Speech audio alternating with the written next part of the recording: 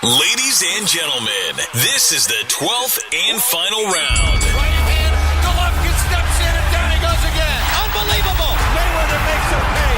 What a rookie mistake. A sensational left hook by De La Hoya. It's facts. I'm the best. You know what I mean? Sometimes I don't want to believe it myself, but it's the truth. I'm the best. I'm going to show you how great I am. From Southern California, this is the Last Round Podcast.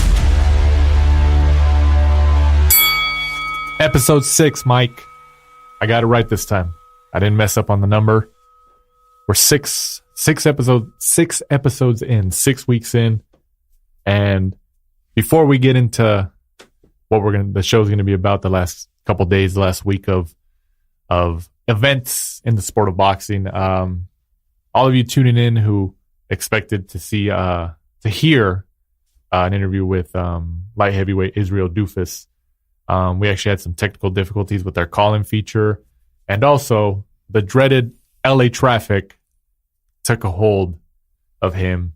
So we just decided it'd be better to just reschedule him for a later date, especially since his fight date is mid-November, right, Mike? Something around that November time? 17th, I believe. So to everybody who's tuning in, expecting that interview, we apologize. Some things just never line up the way we wanted, but he will be on in the next couple weeks or so. He has a fight November 17th. And then you also told me, Mike, earlier that he's expecting a child. Is that correct? Yeah, so congratulations to Israel and family from the whole of the team here at the Last Round Podcast. Yeah, congratulations. Congratulations. That's awesome. So that's a big moment, big deal. We wish him all the best, and I'm sure our team here and everything, we'll get them on schedule again in the next couple of weeks. So, now that we got that out in the open, this past Saturday night, Mike, what happened? It's a good fight. Looking forward to it. Terence Crawford, Jose Benavidez. WBO welterweight world championship bout on ESPN from, was it Omaha? From Omaha, who's in TC. Or was it, because he's fought in Omaha, and didn't he fight in Lincoln? Yeah, this one was Omaha, right? In his backyard, right there in Bud Crawford's backyard. What's funny? Before I mentioned Bud Crawford, the people I was watching the fight with, somebody, they're not really a boxing fan, but they were watching. It was on ESPN. They were like, "Oh, is his name Bud because he smokes weed?"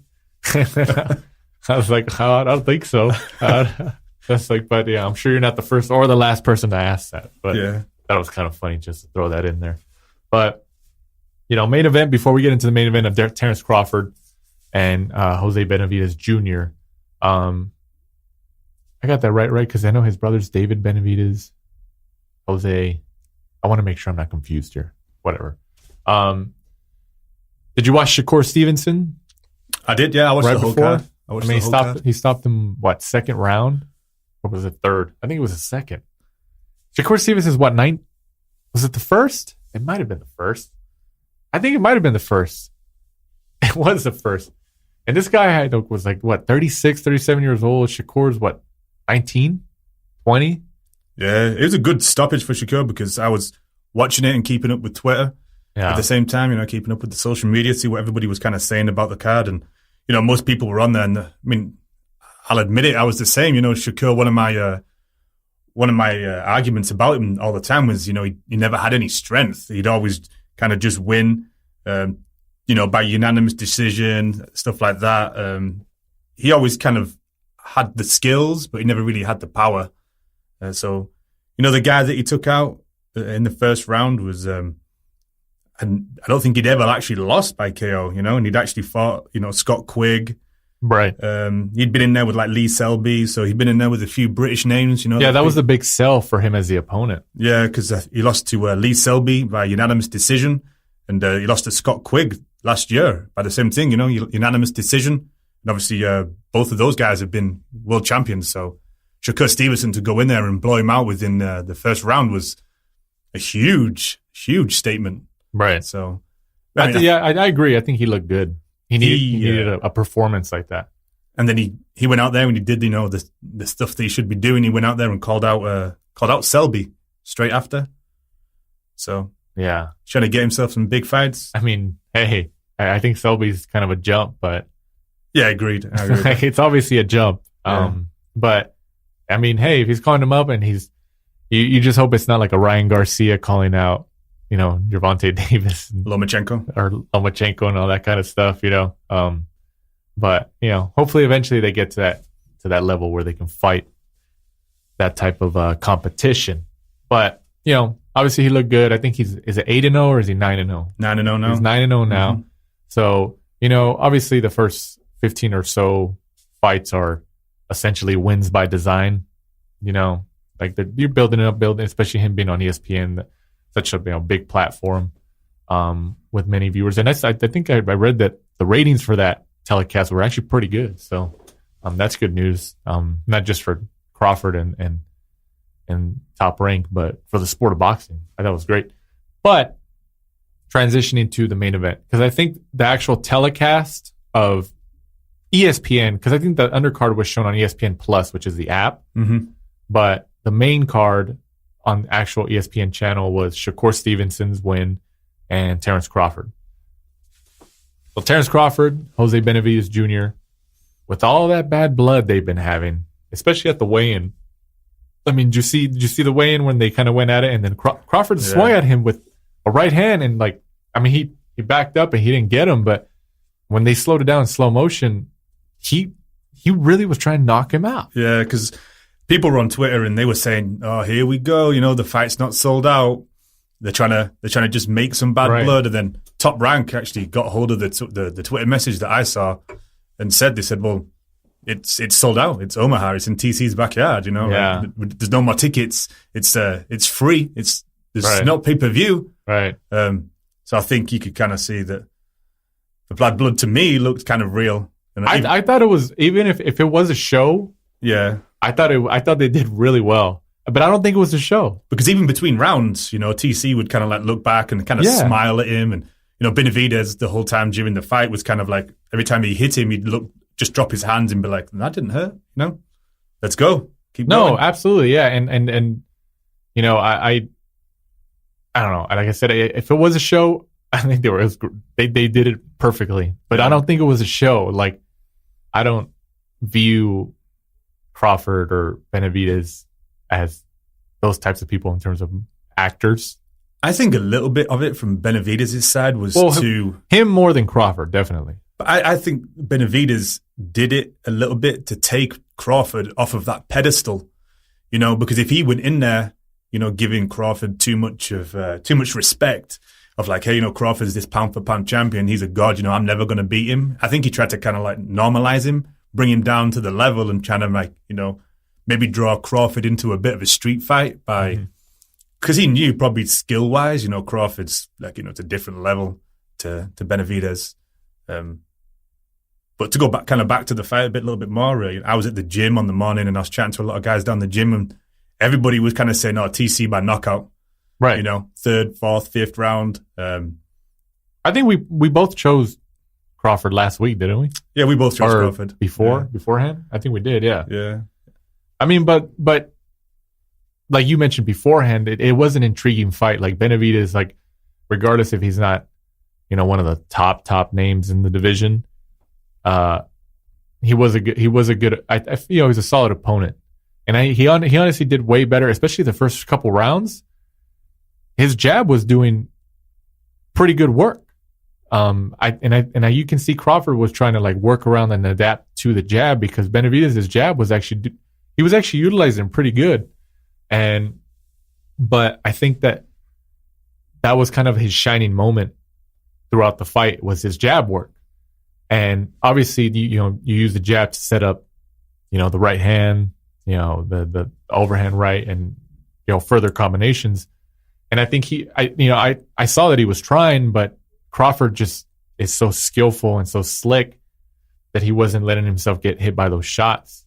And so as Benavidez was trying to adapt with that jab, Crawford, while at the same time adapting to him, was able to dance around it, and then eventually adapted where he started taking control of the fight. Did you notice that? Yeah, I thought Benavidez did a lot better than people kind of gave him credit for beforehand. They stood there and fought. They did. Yeah, like you said, like to me, I thought he did really well the first 5 rounds. He kind of just, planted his foot in the middle and tried to like keep Crawford at bay with his jab. He didn't kind of connect with too much. I didn't think, the stats at the end, the box stats at the end, Crawford kind of landed a lot more shots. I thought as the fight went on, I thought he kind of left it a little bit late because, he was down on the cards, by quite a lot. And I think from maybe the 10th, 11th and 12th, he should have really just gone there and said, you know what, like I'm going to have to go for it now. It seemed like he just kind of left it till the 12th, where like he's only got that 3 minutes to land that knockout punch, because I think he knew and his corner knew, like, hey, TC's kind of performed better. It's in his hometown. There's not much chance of me getting a decision, because he definitely hadn't, gone in there and won. No, absolutely not. The majority of the rounds. So I think maybe from the last 3 rounds, he should have said, let's go. Just throw it, just start throwing bombs, try and corner him and catch him.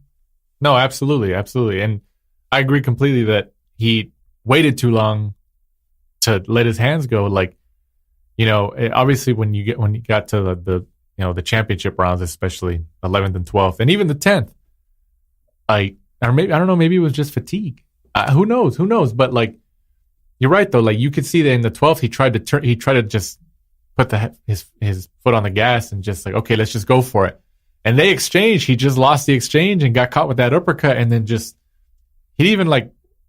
he fell to the side. Like he was like balancing on his right foot, and then he just tipped over. That was a beautiful shot. It was a nice shot. It was a beautiful shot. That was a nice shot. That exchange was really great. That was really great. And then Crawford comes from under with the hook. I thought that was a great shot. And then, he gets up and he's back into it. And I was like, oh, no way. I was like, if he survives this round, I was like, I'm going to be impressed. He's going to lose the fight. But, obviously when Crawford, when he knows you're hurt, he finishes you. He finishes you. And then he got him against the ropes, and then the referee jumped in and just stopped it. And man, I thought that was left it right for the end, and then left the fans home, send his hometown crowd home happy, of course. I thought that was a good stoppage. That was a good stoppage and a good win for him. Because I was like, man, if this goes to the decision, yeah, Benavidez was like, holding his own, but I think a lot of people expected, obviously, like we were talking about, Crawford to stop him. And I guarantee you, I mean, like me and if he didn't stop him and it did go to a decision, people were like, oh, Spence or Thurman or Garcia or the Porter would have stopped him. Like Benavidez isn't a name, Yeah, that just shows that he's not pound for pound. Like, it's always a narrative. Well, it's weird you say that, actually, because on Twitter, even though he knocked Benavidez out, I think because it took him 12 rounds, people were still saying that. Of course. Well, yeah, there's always going to be a narrative. It happens. It's in any type of sport. It doesn't matter, but especially combat sports, boxing, MMA, it just happens. Did you see on the world famous BoxRec stats? He's now top on pound for pound. Yeah, but don't they do an algorithm? Like, yeah. I it's good to look at that as a reference, but they've said that like they don't. It's an algorithm. It's like a mathematical equation, so it's not. Well, the fact that Jeff Horn was once in the in the top 10. That's the perfect example. And we're sorry if you're to our Australian listeners. We love our Australia, but come on, But you know what? I'm still a fan of the Hornet. I still believe that if you get to rematch with Crawford, he's going to sting him. He's going to win. Well, just think that a school teacher was one time in the top 10 pound for pound. You're not going to mess around in class knowing that the Hornet's going to come give you a right hook and lay you out in class. I think he should. I'm telling you, he should just run with that gimmick and the world's hardest school teacher. Yeah, that, and then just like, I'm going to sting you like the Hornet, man. I'm telling you, you get to rematch with Crawford, any of the other top welterweights, they better be careful, because that he's actually fighting Mundine. Oh, really? That's right. That's right. Kind of off topic, but yeah, it's Mundine's last ever fight. He's come out saying that he's fighting him, and then that's Mundine's done. Oh, he's not going to beat the Hornet. He's going to get stung. Mundine must be at least 41 by now. Oh yeah, but it doesn't matter though. It doesn't matter if you're 41 or 21. The Hornet's going to sting you. So Crawford just got lucky. So he's 43. He's 43. Yeah. Oh gosh. Whatever. It doesn't matter. Horn, regardless, like he's he still has a lot of room to grow. And I don't know how we got on the topic of Horn now. I was following the comedic channel, the comedic avenue over here. But going back to Crawford, obviously he stops Benavidez in the final round, 12th round of the fight, retains his WBO 147-pound welterweight world title. And of course, what are the questions that's on everybody's mind following this win? Who's next? And not just who's next in terms of like a general question. Is Spence next? Errol Spence, IBF 147-pound champion, world champion. Because obviously, especially boxing fans know, I guess it's the eye test, what I've heard a lot in terms of the eye test, that Crawford and Errol Spence are the two best welterweights in the division. Do you agree with that? Yeah, I would say so. That was TC's second fight, Crawford's second fight at welterweight. Kind of a huge step up from the Hornet. Obviously, that was his first fight when he took Horn's WBO title. Yeah. So it was a good performance. I think people kind of expected him to take Benavidez out earlier than he did. But looking at when they both got in the ring on the night, you could see the size difference in Benavidez and Benavidez's his fight plan. The game plan he came in with kind of stopped TC from really being able to do that. So the Errol Spence fight, to me, I think Crawford is the more skilled natural boxer. I think Spence is still skilled, but I say Spence's main kind of attribute, his main attributes over Terence Crawford are going to be his size and his power. Right. And he's actually younger. He's still come from good pedigree. He was Olympian. So I would actually go for Spence during that. I'd pick Spence, but I think it's like it's still a 50-50 fight.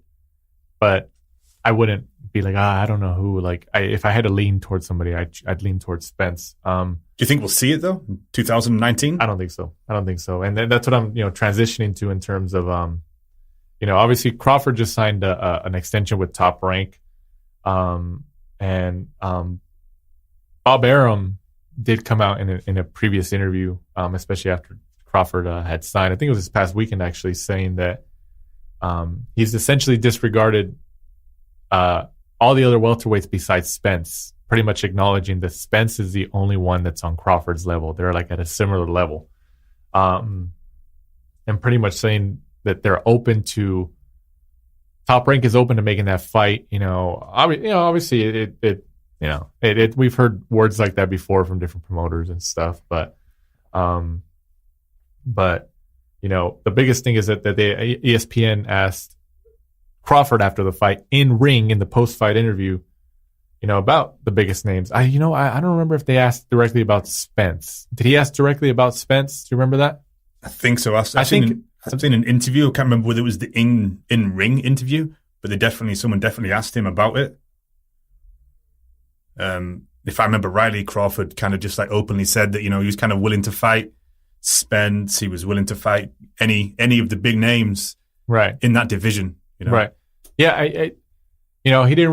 Crawford didn't really mention, at least in the post-fight interview in ring, he didn't really mention Spence's name, but he gave the generic answer like we've heard before from the big top fighters, like, I'll fight anybody. I'm open to anybody. But he did say that he hopes that Bob Arum and Al Heyman obviously is the lead guy at Premier Boxing Champions, PBC, that they would enter talks, pretty much they would enter negotiation phases for that fight. But, is it going to happen? I don't know. I mean, I think the direct quote from Crawford in an ESPN interview following the fight was, I want all of those fights. I've been saying it. I said what I said. I'm willing to fight anyone. I'm not ducking no one. I don't make the fights. I fight them. I remember every time I hear that, when I hear a fighter say, oh no, I don't make the fights, I just fight them, I always think about Mayweather, because Mayweather, especially just after the De La Hoya fight, that was his go-to statement when they would ask him, like, oh, you're going to fight Mosley, or you're going to fight Pacquiao, Hatton, all the guys at the time. And he would always say, he's like, and it took him a couple years to kind of finally, do his own thing. But that was always his go-to reasoning in terms of, I let Al Heyman and Leonard Ellerbe conduct my belts. Whoever they say, I'll fight. I'm pretty much the same answer. Like, I'll fight anybody my promoter pretty much puts in front of me. So we're essentially just blaming somebody else. Yeah. So that's why, like, when I heard him say that, like, I don't think Crawford's afraid, but I think it's just like, him signing the extension and all that stuff. Like, knowing, Crawford's a smart guy, obviously. And he knows, he's been in the game long enough, especially at this level, where he knows the politics in between all these promoters. And usually these promoters don't ever really come together for these bigger fights unless the financial gain is just so enormous that everybody's going to get a piece of the pie. But I do hope it works out, but I don't think it's going to happen in 2019. It might happen in 2020. I don't think it's going to happen in 2019. But if it does happen, I'm going to be the first to say I was wrong. But I don't think it's going to happen in 2019. His next fight is supposed to be against either the two top-ranked guys in that division, the Kalvalauskas, of course, who's 20 wins, 16 KOs, or the kind of the hot spot prospect, Alexander Besputin, 11 and 9 KOs, both undefeated. Yeah, but I get it. Yeah, and in a sense, like, these guys who obviously don't have the names, but they're doing good in terms of their fighting, their record and everything. Obviously, they're working hard to deserve a shot. And if they get the call for the fight, of course, you wouldn't pass up that opportunity. But at the end of the day, we know who the competitors are at 147. It's Porter, who's got the WBC belt. Even guys like Danny Garcia and those guys, like, even though Danny Garcia doesn't have a belt, like, he's still a competitive guy at 147. And even you still got Thurman there, and Thurman needs to come back. Like, and it's Spence. Like, you got all these guys. Like, I don't know. They're just keeping it in-house, though. I get it, and obviously every promoter is guilty of that, obviously. But Top Rank is if you know the history of the sport, has done that for a while. But, at the end of the day, it's a business. You got to grow your market. You want to protect your investment. I get it. At the end of the day, they're companies too. They need to make money. So there has to be a balance in between. But, it is what it is. It is what it is. But I don't know. You think that fight's going to happen in 2019? Spence Crawford? No. I think Spence will probably fight Porter. Yeah, I think he'll fight Porter because they both seem to want it. I think Spence should win that. He's younger, more skilled. Porter's very, very one-dimensional. Just kind of comes towards you like a train. Right. I still think Kell Brook can do pretty well against even if they've made Crawford like Brook. I know Brook with his eyes and stuff. It just puts him at a disadvantage. But, like, did you know Brook's never lost? Did you read that little comment he said the other day? He says he's never lost because the only reason he ever lost those two fights was because of his eye. So essentially he's never lost. He lost. He lost. Like, if he was saying that and the only loss he had was Triple G, then I would be like, okay, I see that because he moved up essentially 2 divisions to fight arguably at that point that the most dangerous fighter in the world, Gennady Golovkin, and people knew, like, he was an underdog big time, and but he had his moments in there. He had his moments, but I still think in terms of skill, he still has like the skill to kind of give you some trouble. But it's just his eyes, the eye sockets is what's the X factor behind his future fights now. But, like, if Crawford, like, if Arum and them made were able to make a fight with like a Brook and stuff, because like, come on, like you can't really make a fight with these guys who are highly ranked in the WBO rankings. It's going to get to a point where the backlash is just going to be so bad against Crawford and Top Rank. Like, come on, man. Like, Al Heyman, in a sense, and all of them can get away with it right now because, like, he has essentially the top welterweights in his stable. Yeah, they say, oh, yeah, they're just making it in their stable and stuff. Like, well, it's convenient for him because not only it keeps it in-house, but he has all the top guys. He's made, in the last 2 years, we've had what? Thurman Porter, Garcia Thurman, Porter Garcia, Spence. We had Spence Brook, and Spence went across the pond for that. That was a cross promotional fight. That was his division for a long time. Al Heyman. He literally I think he knew that was the division that everybody was. Everyone's eyes were on that division, thanks to Floyd and Manny. And then the latest report, I don't think it's been official yet, but it's likely that, from what we've been hearing, the sources we've had, is that Manny Pacquiao signed a multiple fight deal with Al Heyman. That's the rumor, yeah. And Pacquiao's got he's got a title, right? WBO? The WBA. WBA, excuse me. He's got the WBA title at 147. And yeah, people I don't agree with the notion that people are saying like, oh yeah, Pacquiao's old, he's disregarded. I still think like, yeah, of course, Pacquiao's not what he was 8 years ago, 10 years ago, even 5-6 years ago. But I still think Pacquiao has the discipline to be competitive with any welterweight in there. Like he still trains and he's still doing it even with his congressional duties in the Philippines. So I think it's good. Like I think Al Heyman jumping on that, and then I think obviously that pissed off Bob Arum.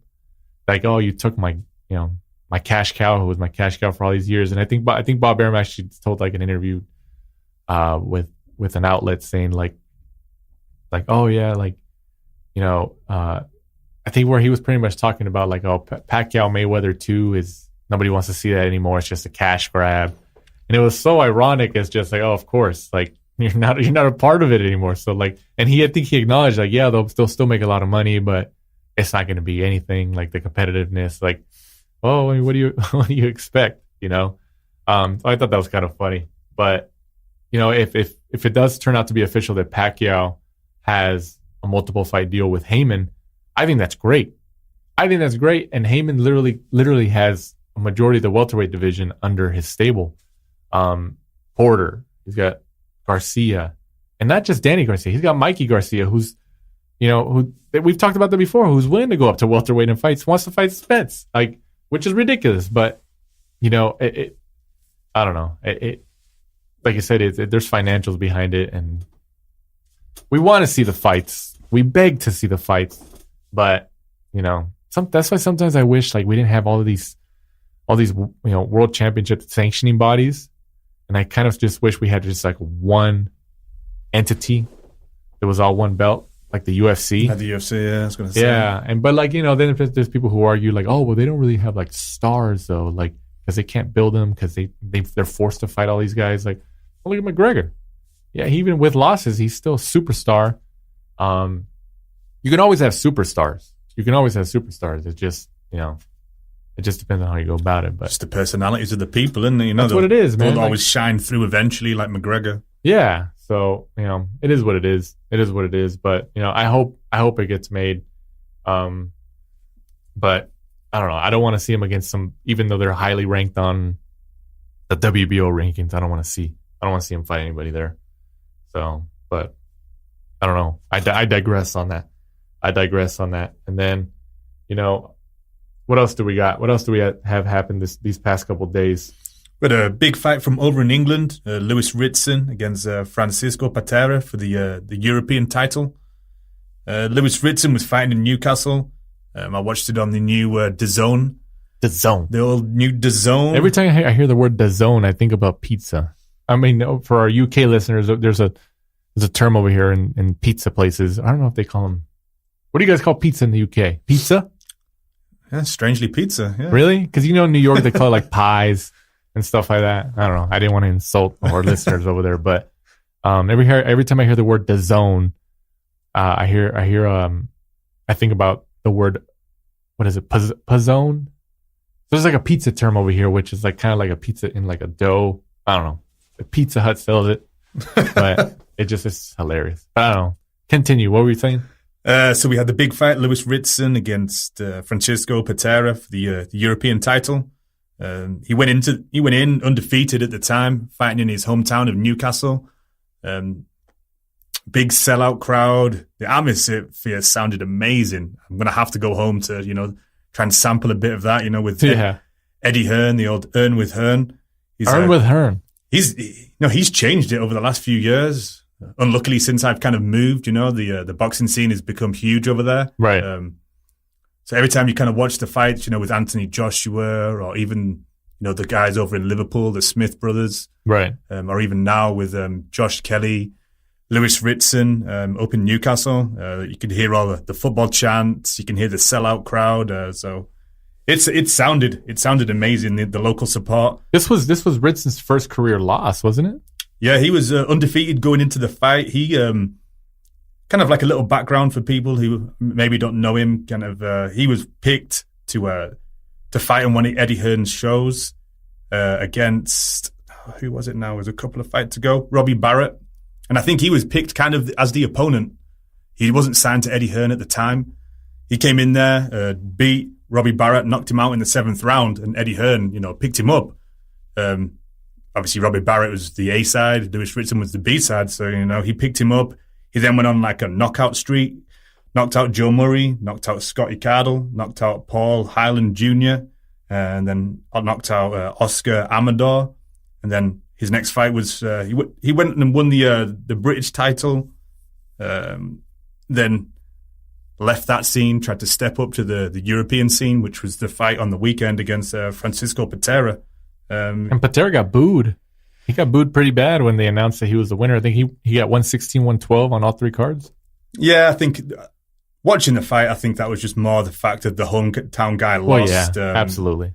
It wasn't anything to do with the decision, because I think even Eddie Hearn, kind of said at the time that the right guy won on the night.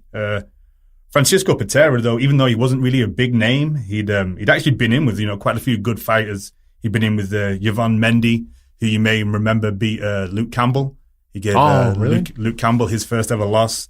He also fought Linares beat Campbell out here in the Forum, I think, last year. Yeah, right. Campbell, that was a close fight. It was actually pretty entertaining fight. And then another one he fought was Sean Masher Dodd, another British fighter from Liverpool. And then Edis, I think it's pronounced Tatley. He went Tatley. He went over to Tatley's backyard and actually beat Tatley. So Francisco Patera, even though he's not a huge name, his resume is actually it's pretty decent. What's his best win? His best win, maybe Tatley. Going over Tatley's backyard and fighting him.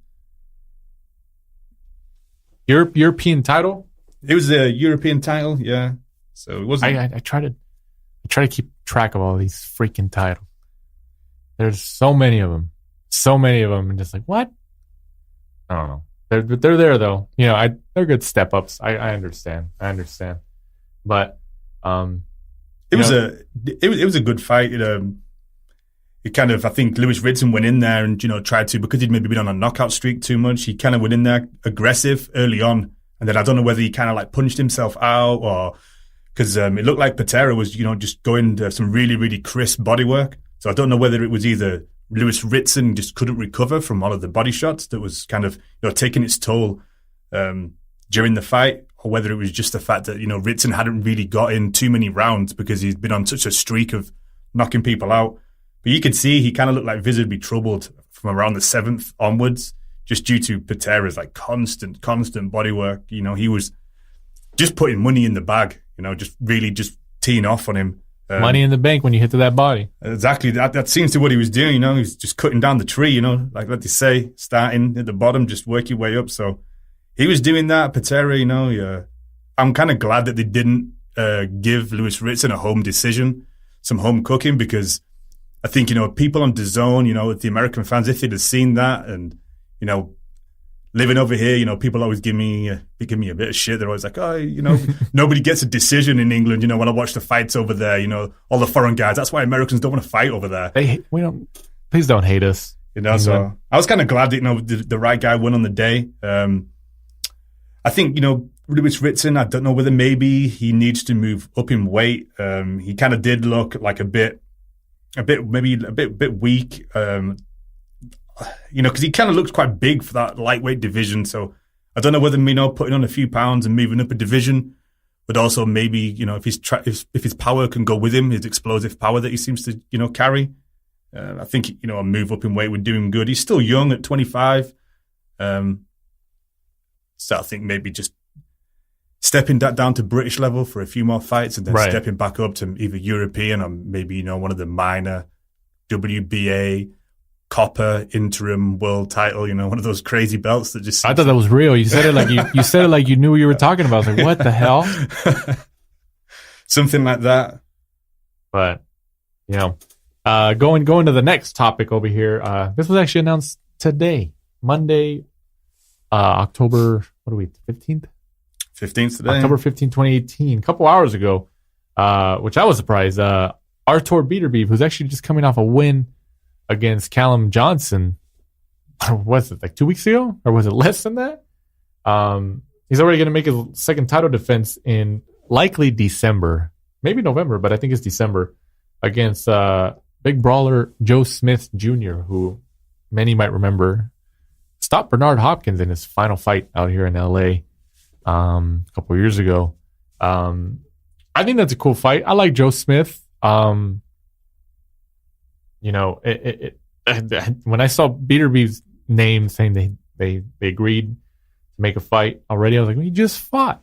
He's staying active, man, at world championship level, even with the world title.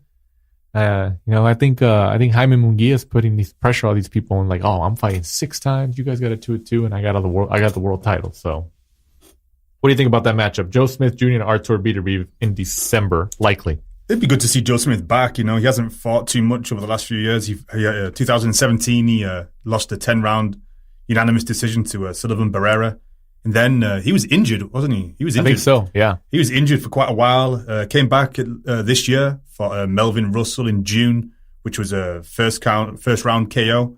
So I think that was, obviously just getting Joe Smith back out there after being injured for so long. I like Joe Smith. He's definitely fan friendly. He comes to fight on the day. Same as Beterbiev. So I think there was a report that Smith was in negotiation with Dimitri Bivol to fight Bivol for his world title at light heavyweight. But then Beterbiev swooped in, Hearn swooped in, and took the thunder and reportedly made a deal. So he signed with Beterbiev. Did he sign a deal with DAZN? I think so. I think it's like a cross promotion or something. Because I think he's also represented by Star Boxing. Right, if I remember correctly, but I think they I don't know if they have, maybe I don't know if it's a long-term agreement with Eddie Hearn and DAZN or fight-by-fight basis, but either way, Eddie Hearn's got that 8-year, $1 billion agreement to put on boxing content for DAZN, so that's huge, man. $1 billion, not $1 million, $1 billion. That's a lot. It'll definitely be a good fight. That it won't go 12 rounds, so. I won't, but those are the ones you want to watch. Exactly. But they're not going to go 12 rounds, so I look forward to that. I think I like that Beterbiev is, especially as a world title holder, world champion. I think that it's cool that a couple weeks after his last win, he's already on the prowl again. So December's looking a good month. Pretty stacked. Wilder Fury at the beginning. Lomachenko's back in December. Lomachenko's coming back in December. They haven't announced Did they announce an opponent for him yet? Isn't it it's supposed to be the mandatory. It's supposed to be Pedraza. Oh, that's right. Oh, unification bout. That's right. It's supposed to be Pedraza.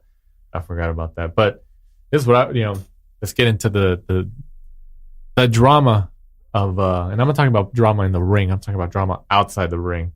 BJ Saunders vacated his title after testing positive for the doping test and then doing that, didn't he send out some video with like some offensive stuff? And yeah, he sent out a video of he stopped some lady in the street, told the lady like, hey, I'll give you this bag of cocaine if you go and punch this guy, and I know who that guy is, he's a pedophile. And the lady attacked the guy in the street, and it was all made up. He wasn't a pedophile. What a joke. Billy Joe didn't have cocaine or whatever it was to give her, and him and some of the people in his car. Was he like high, or was he just being stupid? I mean, I think he was just one of those things, lads being lads, and he thought it was funny at the time, and then obviously in hindsight, doing that to people is Obviously not funny, you know. I mean, I do I want to feel bad for the guy? I mean, he knew that the piece of having that world title at 160 was his bargaining chip to get a fight with Canelo, to get a fight with Triple G, the big fights at 160, the money fights. And he knew that. And I think especially if he would have beat Demetrius Andrade, who's actually now fighting for that title in December, or was it November? December, right? Isn't it this weekend? Oh, is it? Damn. I think it's the 20th. Holy crap, it is this weekend. Oh, man. We got a lot of stuff coming this last quarter of the year. And, man, I completely slipped my mind. At first, there was reports that it was going to be for the interim title, and then they finally just decided to completely strip Saunders, and now it's going to be for the full title. He's just kind of ruined his own career. I still think he's going to come back. and he's going to get. But the paydays that you were just saying, he had that bargaining power. That was his bargaining chip. Come on. And then he came into a few fights overweight and right. Not looking too good. Was it Willie Monroe Jr.? It was a terrible fight for the fans. And then he got himself in shape. He moved to Dominic Ingle. He whipped him into shape. He then had a great performance against David Lemieux over in Canada. Good payday. I think Golden Boy, paid Billy Joe Saunders good, thinking that they were going to pay him to come to Canada and they were going to take the title off him. Yeah. I was one of the few who thought, okay, I think Lemieux can do it. I knew it was a good fight, but this was like, okay, Lemieux was a good opponent at 160. Regardless, like I mentioned before, Lemieux is one of those guys that like, okay, you should fight before you get to like Canelo or Triple G, and if you can beat a guy like Lemieux, then like, okay, get to the boss level. You know what I mean? Yeah, he's kind of a bit of a gatekeeper. Yeah, essentially. And Saunders just outboxed him like nasty, and I was like, wow, like I didn't think it was gonna be like that.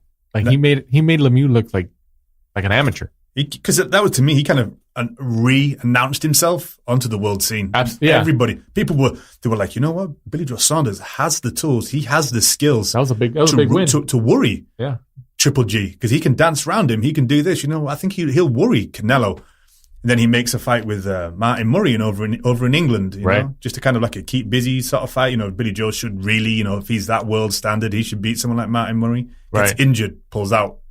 Rearranges it. Right, let's go again. Pulls out, thinking he was going to get the Triple G fight because of the Canelo, obviously, madness this year. And then that falls through. He's left with nothing, So he kind of like... If he would have... Oh, man. Like... He made Martin Murray go through essentially 2 training camps, probably lost all that money because the fight didn't go ahead. And then he does the stupid video, and then he tests positive for this. BJ Saunders. Dude, he just ruined his career this past year. Now he's got no WBO world title. I'm sure he's pissed. He's gone from probably being able to command millions. That's a lot of money. Fights. That's a lot of money he lost. Yeah, a lot. That's a lot of money. That's a lot of money. To me, he needs to keep active. Get back out there now. Fight somebody. Even like a taxi driver. Yeah. Just go out there, blow somebody out. Like, hey guys, I'm still here. No, yeah, I still think that I still think he'll be back. I think he has to. He's still young. He knows. He needs to come back. There's too much money on the table, and he just needs to keep fighting and stay busy. And but he doesn't stay busy. That's his problem. Well, he doesn't. Yeah, he doesn't. But he's going to need to at least 3 times next year in order to get back to where he was. Like, I'm sure if he fights once or twice next year, even once, and if they're going to put him right back up at the world title picture as a contender to get a title shot. So, I think he'll be back, but like he just needs to stop making these stupid mistakes outside the ring. But do you know the thing that kind of like puzzles me about all of this madness for his ban is that? Tell us how you feel. Do you know the Massachusetts website for the boxing licenses? Yeah, the commission say that, right? So he tested positive in a VADA testing, right? Mm-hmm. Not Nevada, VADA. So when you look at who the Massachusetts boxing licenses actually go through for their testing, it's WADA. So they're telling us they don't recognize VADA testing. But WADA with a W. Exactly.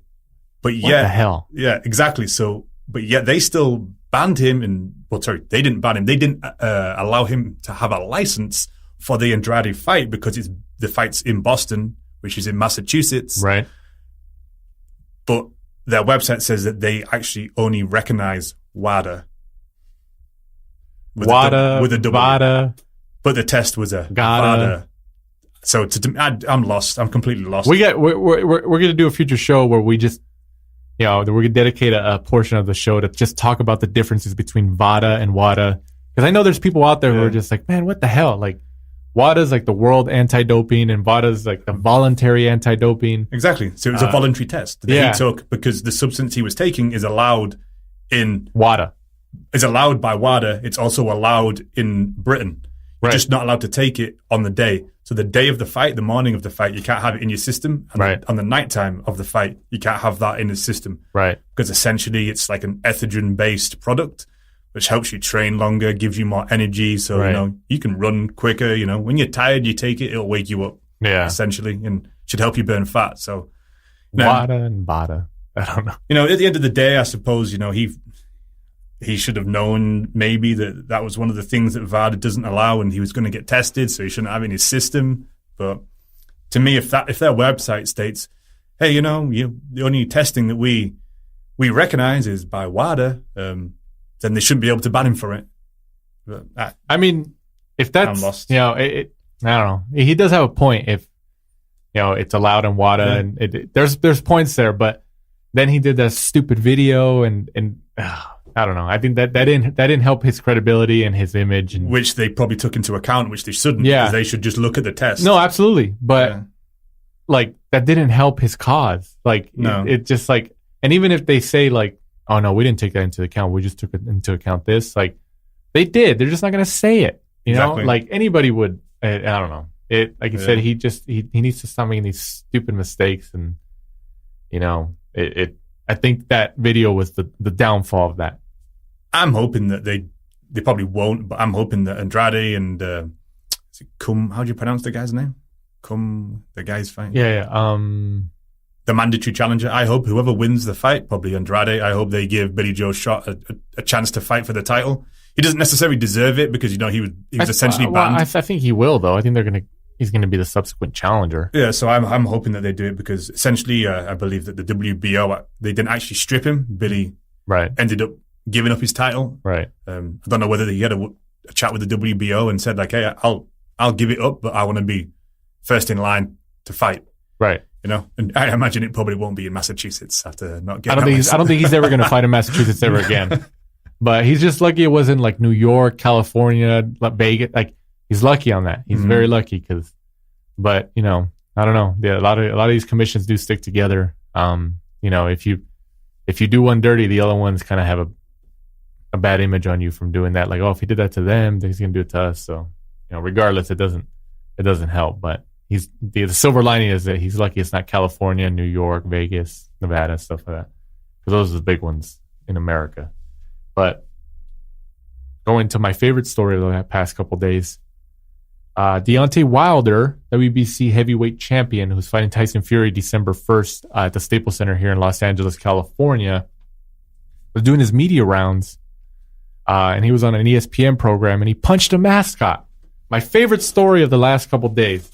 And it's not like he punched a mascot like he was mad or something. Like the hosts of the program told him, like, oh yeah, show us, like, punch the mascot. And obviously there's somebody in the suit, and then I saw the video, and when I read it, I was like, oh, I'm sure he didn't really knock him out or anything.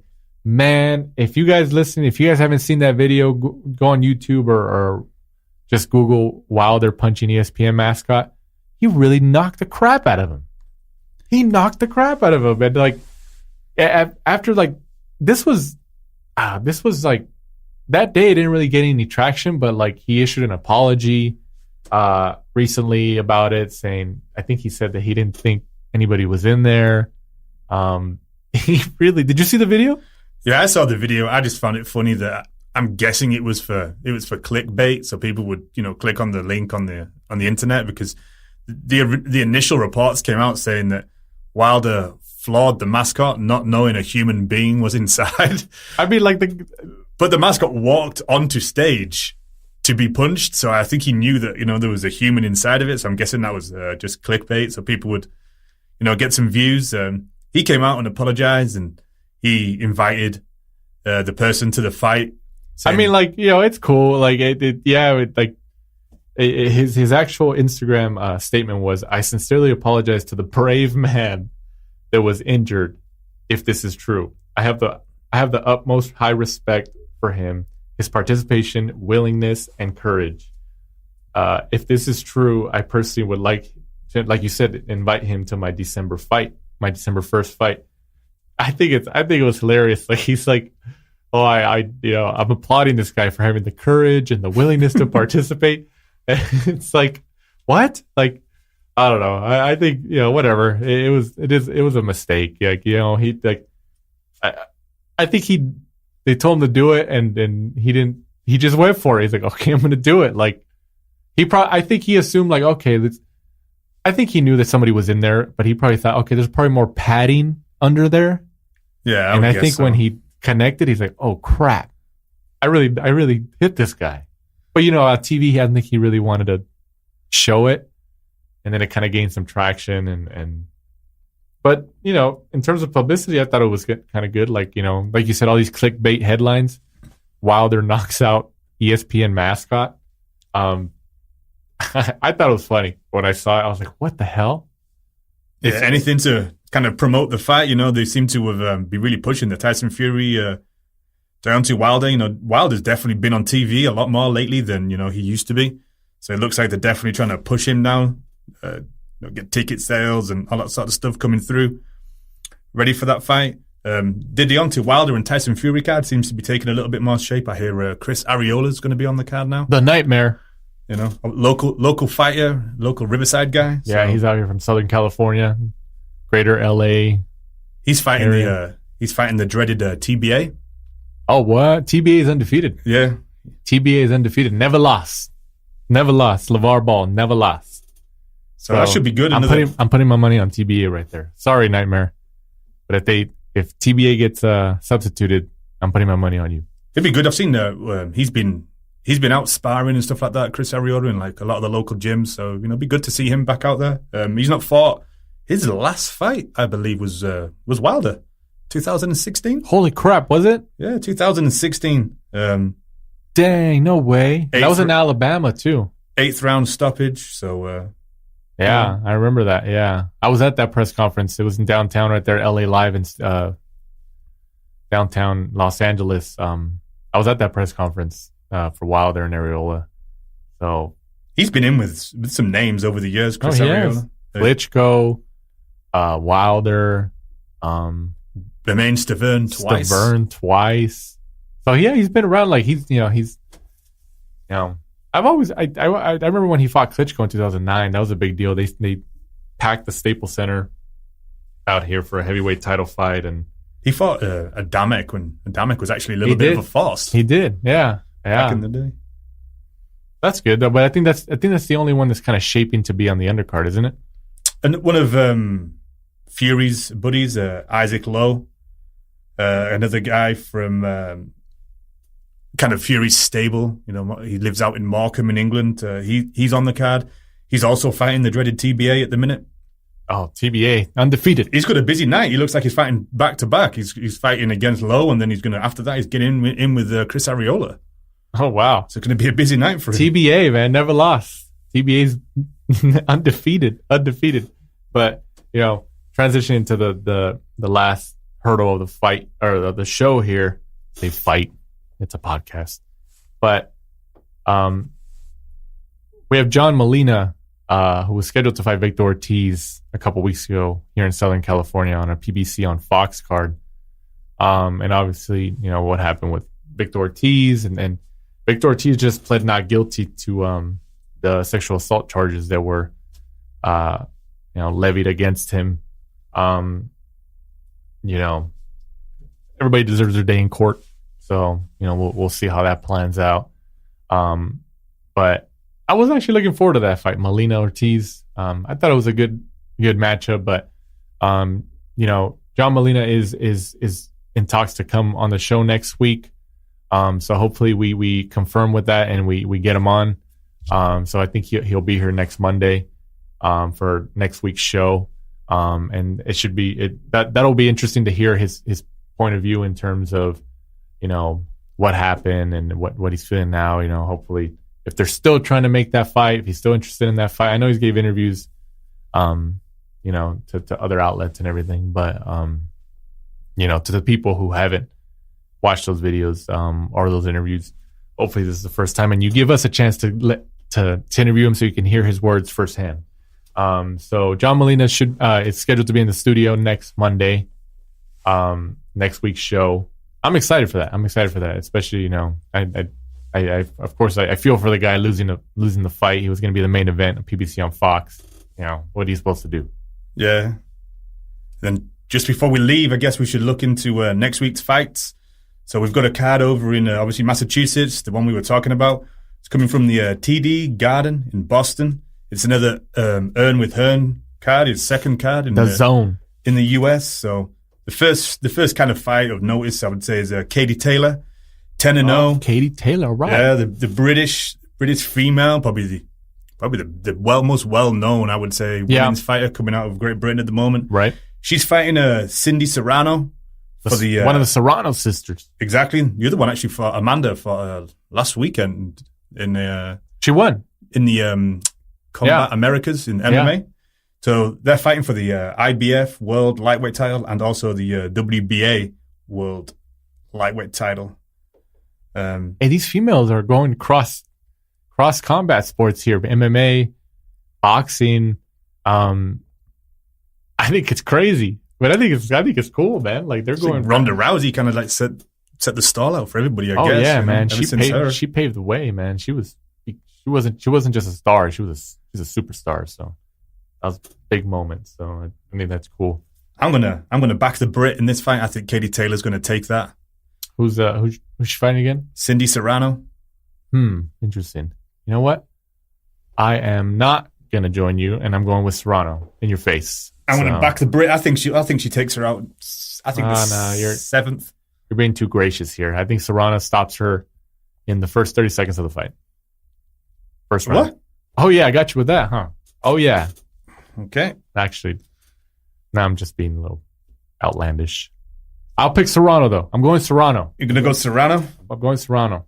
The next fight on that card is Tevin Farmer. Is going to be defending the International Boxing Federation World Super Featherweight title against James Tennyson from Britain. Tevin Farmer, they were trying to match. There was always talks of him and Gervonta Davis matching up, right? Yeah, that was the talk. That was the talk, but obviously Davis's stock went up a little higher, and I don't know, maybe it was just too much of a dangerous fight for Farmer. I think maybe next it gives him. He won the title. He gets a little defense against James Tennyson, and then maybe steps up and moves over to the Gervonta Davis because there's enough talk on social media. They can make the fight, right? So, right. Who have you got in that one? You're going to back your home fighter in Tevin Farmer, or are you going to? I'm going to go Tevin Farmer. You're going to book that? I'm going to do it. I'm going to do Tevin Farmer in your face. Just do it, man. Follow my lead. I'm going to have to back the Brit. I think every time the UK fighter, it's a big step up for him for Tennyson. I mean, his last fight was against Martin Ward, another British level fighter. So this is a huge step for him. His first time fighting outside of the UK as well, I believe. But I'm thinking maybe Tennyson might be able to sneak a decision. Farmer is good, but he's very hot and cold. Right, yeah. That's his problem, He had some troubles, obviously, early on in his career, but then he kind of managed to turn it around. Right. I'm hoping he could just catch his Farmer on a day that he's cold and then, manage just to take the decision. So I'm going to go 12 rounds. Yeah. Either unanimous or maybe a split decision since he's coming into, Tevin's obviously from I could the US. I could see a split. A split, maybe? I could see a split. And then the fight of the night, obviously, we touched on it earlier. Demetrius Andrade against Walter Kudonkwa. I didn't even want to try to pronounce his name because I knew it, but I didn't want to try to pronounce it because I knew we'd get it wrong. So Andrade's coming in 25-0 Walter's coming in. I'll just say his first name. It's 17-0. They're fighting for the WBO World Middleweight title, as we just touched on. Right. And it's a full title, too. It's a full title. It's no copper, interim, diamond. I think this is a golden opportunity for either of them, though, because they're going to be able to just shoot up to the top of the rankings. I mean, obviously, Andrade obviously goes into the fight as favorite. Right. Kodonkwo, 17-0, 16 KOs, known as the Executioner.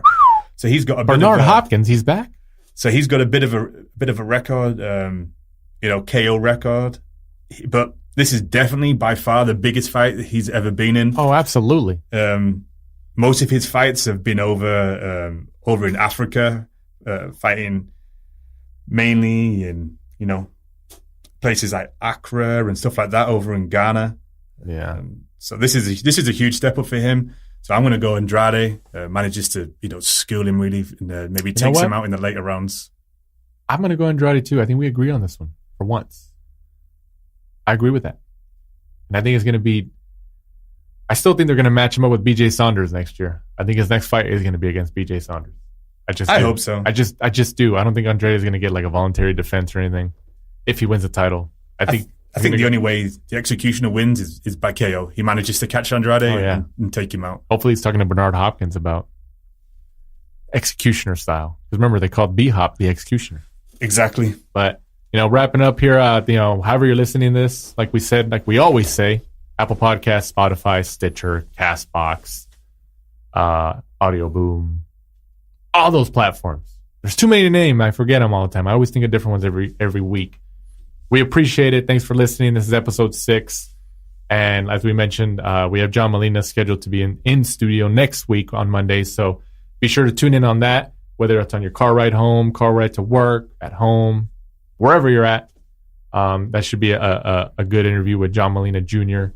next Monday. And what do you got, Mike? Last wrap. As I say every week, if you listen to us via Apple Podcasts, please go in, give us those reviews. Give us a review. I'm sure you all want to give us a 5-star review. Yes. Tell us how good the British half of the podcast is. Yes. I'll let him have that one. Danny, not as much, but I'll let him have that one. He deserves a moment. He never gets moments. Just go on there and give us a review. It gives us more exposure, makes us more visible. Try and get us up the ranks. So it only takes a minute or two, so please just get on there and give us a quick review if you can. Absolutely. And remember, last thing I want to leave you guys with is don't get stung by the hornet. Jeff Horn, this is the last round. Thanks for supporting and listening to the show. Follow us at The Last Round 12 on social media. Rate, review, and subscribe. This is the Last Round Podcast.